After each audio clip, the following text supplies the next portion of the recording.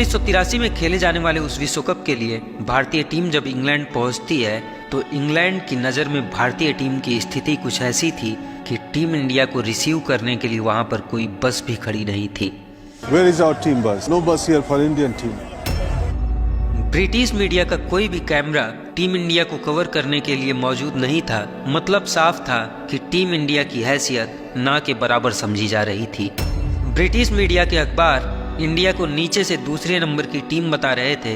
इस विश्व कप में कुल 8 टीमें भाग लेने वाली थी, जिसमें 8वें नंबर पर जिम्बाब्वे की टीम को बताया जा रहा था और टीम इंडिया को 7वें नंबर पर स्थान दिया जा रहा था। ब्रिटिश मीडिया के अखबार वेस्ट इंडीज और इंग्लैंड को इस विश्व कप का प्रबल दावेदार मान रहे थे। इस विश्व कप के दावेदारों में भारत का कहीं कोई नामो निशान तक नहीं था। टीम इंडिया को जो एंट्री पास मिला था, उस पास से सभी स्टेडियम में जाने की इजाज़त तो थी, लेकिन लॉर्ड्स के मैदान में जाने की इजाज़त नहीं थी।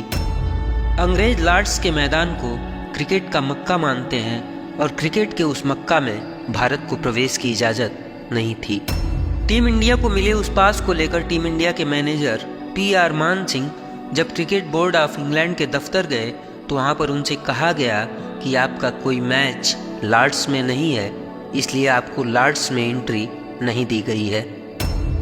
फिर मान सिंह ने कहा, लेकिन इस विश्व कप का फाइनल मैच तो लॉर्ड्स में ही है ना। क्रिकेट बोर्ड ऑफ इंग्लैंड के दफ्तर में बैठे सभी कर्मचारी मान सिंह की इस बात पर हंसने लगे और उन्होंने मान सिंह का मजाक उड़ाते हुए कहा कि अगर टीम इंडिया फाइनल में पहुंचेगी तो हम पास इश्यू कर देंगे। ये सुनकर मान सिंह की आंखें भर आई। क्रिकेट की दुनिया में भारत की इस तौहीन से भारतीय टीम के मैनेजर का दिल तार तार हो रहा था। रूंधे गले और भरी हुई आंखों के साथ मान सिंह जब क्रिकेट बोर्ड ऑफ इंग्लैंड के दफ्तर से वापस लौटे, मगर इज्जत जीतना अभी बाकी है कप्तान। मान सिंह की बातों ने कपिल सर की आंखें नम कर दी थी। टीम इंडिया के तेज गेंदबाज बलविंदर सिंह संधू के पास जूते तक नहीं थे। उन्होंने फटा हुआ जूता पहनकर पूरा विश्व कप खेला था। ये फटा हुआ जूता बता रहा था कि उस समय भारतीय टीम और क्रिकेट बोर्ड ऑफ इंडिया किस कंगाली के दौर से गुजर रहा था। टीम इंडिया के खिलाड़ियों के पास इतने पैसे भी नहीं थे कि वे अपने कपड़े लॉन्ड्री में धुलवा सकें। पूरे विश्व कप के दौरान टीम इंडिया के खिलाड़ियों को अपने कपड़े खुद ही धोने पड़े थे। विश्व कप से पहले भारत को 4 वार्म अप मैच खेलने थे। 4 जून 1983 को भारत अपना पहला वार्म अप मैच खेलता है और इस वार्म अप मैच में भारत का टॉप ऑर्डर ताश के पत्तों की तरह बिखर जाता है। 82 रन पर भारत के 5 विकेट गिर चुके थे और कपिल देव सर जब आउट होकर जा रहे थे तो दर्शक दीर्घा में बैठे भारतीय दर्शक ही कपिल देव सर और टीम इंडिया का मजाक उड़ा रहे थे। ओ ये तो फुद्दू टीम है, ओ एक मैच तो जीत के जाओ। अपने ही देश के लोगों का इस तरह का व्यवहार कपिल देव सर की आंखें भर देता है। भारत अपने 3 प्रैक्टिस मैच हार चुका था। औसत से भी नीचे टीम इंडिया की ये परफॉर्मेंस ब्रिटिश मीडिया को भारत को बेआबरू करने का मौका दे देता है। इंग्लिश क्रिकेट पत्रिका विजडन क्रिकेट मंथली के संपादक डेविड फ्रीथ ने अपने लेख में भारतीय टीम को अपमानित करते हुए लिखा, भारतीय टीम विश्व कप खेलने लायक नहीं है और अगर भारतीय टीम यह विश्व कप जीतेगी तो वह अपने आर्टिकल के पूरे पन्ने को खा जाएंगे।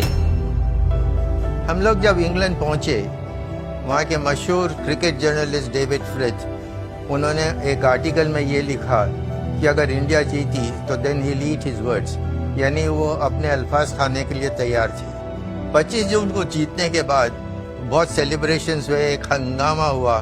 मैं अपने कमरे में गए जब तक 4 बज गए।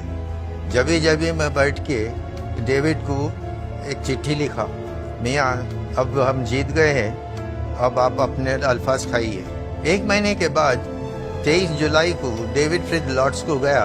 वहाँ जाके हाथ में वाइन का ग्लास लिया और जो आर्टिकल उसने लिखा था वो खा गया। ब्रिटिश मीडिया की बात तो छोड़िए, खुद क्रिकेट बोर्ड ऑफ इंडिया के विश्वास की बुनियाद इतनी कमजोर थी कि टीम इंडिया की वापसी का टिकट सेमीफाइनल मैच से 2 दिन पहले ही यानी 20 जून 1983 को ही कंफर्म करा दी गई थी। 22 जून को सेमीफाइनल मैच खेला जाना था और 20 जून को ही भारतीय टीम की वापसी का टिकट खुद बता रहा था कि खुद भारतीय क्रिकेट बोर्ड का भरोसा अपने खिलाड़ियों पर बिल्कुल रेत की नींव जैसे था। ये सारी चीजें, ये सारी परिस्थितियां, अखबारों की वो हेडलाइंस और सेमीफाइनल से पहले ही टीम इंडिया की वापसी का वो टिकट टीम इंडिया के कप्तान का दिल दहला रहा था। लेकिन पसीनों की स्याही से जो लिखते हैं अपने इरादों को, उनके मुकद्दर के सफ़ेद पन्ने कभी कोरे नहीं रहते। भारतीय टीम का वह कप्तान भी अब ठान चुका था कि जब हारना ही है तो हिम्मत से हारना है, लेकिन हिम्मत नहीं हारनी है।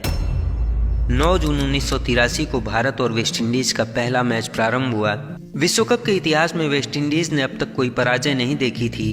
वहीं पिछले 2 विश्व कप में भारत ने सिर्फ 1 जीत हासिल किया था, वह भी दुनिया की सबसे कमजोर टीम ईस्ट अफ्रीका के खिलाफ, जो इस विश्व कप में भाग लेने के काबिल भी नहीं बची थी।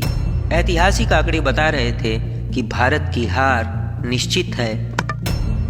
ओल्ड ट्रैफोर्ड मैनचेस्टर में यह मुकाबला प्रारंभ होता है। वेस्टइंडीज ने टॉस जीतकर भारत को बैटिंग करने का न्योता दिया। भारतीय ओपनर कृष्णामाचारी श्रीकांत जब सुनील गावस्कर के साथ भारतीय पारी का प्रारंभ करने गए तो देखा कि वेस्टइंडीज के विकेट कीपर जेफ डुजान विकेट के काफी पीछे खड़े थे। तो श्रीकांत सर ने सुनील गावस्कर सर से पूछा, सनी, कीपर इतनी दूर क्यों खड़ा है? सनी सर बिना कुछ बोले मुस्कुराते हुए अपनी स्ट्राइक पर चले गए और माइकल होल्डिंग ने जब पहले ही ओवर की पहली गेंद 150 की रफ्तार से फेंकी और गेंद जब सुनील गावस्कर सर की आंखों के सामने से सटाक से बुलेट की रफ्तार से निकली, तो अब श्रीकांत सर की समझ में आ चुका था कि कीपर इतनी दूर क्यों खड़ा था। गावस्कर सर वेस्टइंडीज के गेंदबाजों को पहले खेल चुके थे, लेकिन श्रीकांत सर के लिए इतनी रफ्तार भरी गेंदों का अनुभव यह पहली बार था। Michael holding, Andy Roberts, Malcolm martial यह दुनिया के सबसे खूंखार गेंदबाज हुआ करते थे। इस पहले ही मैच में श्रीकांत सर का साहस माइकल होल्डिंग की रफ्तार के सामने दम तोड़ देता है और श्रीकांत सर सिर्फ 14 रन बनाकर अपना विकेट गंवा देते हैं। इसके बाद सुनील गावस्कर 19 और मोहिंदर अमरनाथ 21 रन बनाकर वेस्टइंडीज के गेंदबाजों के सामने घुटने टेक चुके थे। 24 ओवर की समाप्ति पर महज 76 रन के स्कोर पर भारत के 3 विकेट गिर चुके थे, लेकिन भारत की तरफ से अभी तक कोई भी बल्लेबाज एक बाउंड्री तक नहीं मार पाया था। इसके बाद भारत की पारी की कमान यशपाल सर ने संभाली और उन्होंने 89 रन की एक अविस्मरणीय पारी खेल डाली। यशपाल सर की इस जांबाज पारी की बदौलत भारत 60 ओवर में अपने 8 विकेट खोकर 262 रन के एक सम्मानजनक स्कोर तक जा पहुंचा था, लेकिन धुरंधरों से भरी वेस्टइंडीज के सामने 262 रनों का यह स्कोर कुछ खास मायने नहीं रखता था। Gordon Greenidge, Desmond Haynes, Viv Richards और क्लाइव लाइट जैसे विस्फोटक बल्लेबाजों से सजी इस टीम के लिए 262 रनों का यह स्कोर ऊंट के मुंह में जीरा के अलावा और कुछ भी नहीं था। लेकिन भारत का वह कप्तान भी अब मैदान में आने से पहले अपने खिलाड़ियों को इतिहास को पलट देने का संविधान पढ़ा रहा था। गार्डन ग्रीनिज और डेसमंड हायंस वेस्टइंडीज की पारी का प्रारंभ करते हैं और भारतीय गेंदबाज एक विकेट के लिए तरस जाते हैं। वेस्टइंडीज बिना कोई विकेट खोए 49 रन बना चुका था, लेकिन तभी 14वें ओवर में डेसमंड हायंस रन आउट हो जाते हैं। भारतीय खिलाड़ी इस रन आउट का जश्न मना ही रहे थे कि मैदान की तरफ तूफान के आने की आहट प्रारंभ हो गई।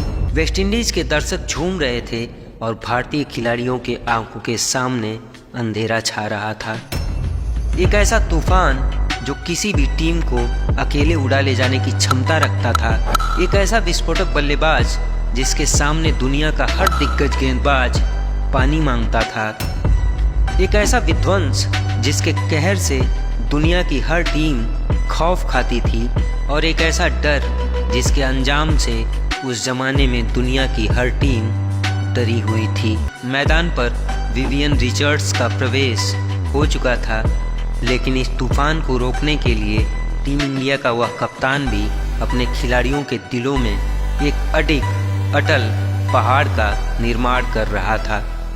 और कुछ इसी हाल और हालात में 56 रन के स्कोर पर वेस्टइंडीज गार्डन ग्रीनिज के रूप में अपना दूसरा विकेट खो देता है। बलविंदर सिंह संधू ने ग्रीनिज को अपना शिकार बना लिया था, लेकिन वो तूफान अभी भी मैदान में था।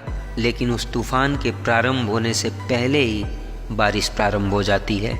इस मैच को अगले दिन के लिए टाल दिया जाता है। वेस्टइंडीज के खाते में थे 67 रन और भारत के हिस्से में आए थे 2 विकेट। अगले दिन जब कपिल सर की नींद खुली तो अखबारों की सुर्खियों में था कि बारिश ने भारत को एक भारी पराजय से कुछ घंटों के लिए बचा लिया। भारत के कप्तान ने जब उस खबर को देखा तो अखबार को उठाकर अपने जूते साफ करना प्रारंभ कर दिया। मतलब साफ था, दुनिया कुछ भी कहे, कुछ भी लिखे, लेकिन भारतीय कप्तान के इरादे अडिग और अटल थे। खैर, वह मैच जहां पर छूटा था वहीं से फिर से प्रारंभ होता है और रोजर बिन्नी ने वेस्टइंडीज़ के उस तूफान को, उस विध्वंस को पवेलियन का रास्ता दिखा दिया। महज 17 रन बनाकर तबाही मचाने आया वह तूफान अब चुपचाप जाकर पवेलियन में खामोशी के साथ बैठ जाता है। विव रिचर्ड्स का विकेट गिरने के बाद भारतीय खिलाड़ियों का जोश अपने चरम पर पहुंच चुका था और रोजर बिन्नी और रवि शास्त्री ने 3-3 विकेट लेते हुए पूरी वेस्टइंडीज़ की टीम को महज 228 रनों पर समेट दिया।